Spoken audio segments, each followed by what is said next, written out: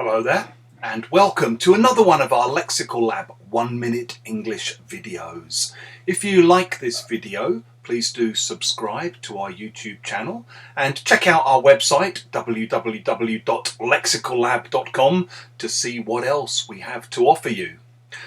This week was the first week of a new 3-month series of English language courses that we're offering through the Lexical Lab website. And I always love the first week because I get to do loads of getting to know you activities. I get to find out a bit more about the students I'm going to be teaching. They get the chance to meet each other and get to know each other a little bit better. In one of the breakout rooms that I set up in the Zoom platform that I was using to teach with, some students were chatting away and they were asking each other where they were based, where they live.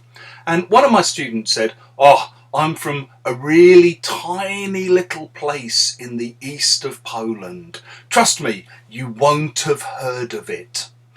If you say you won't have heard of it, it means I'm 99.9% sure that you haven't heard of it. I'm pretty sure that you don't know this place. So in the same way, someone might ask you, what kind of music do you like?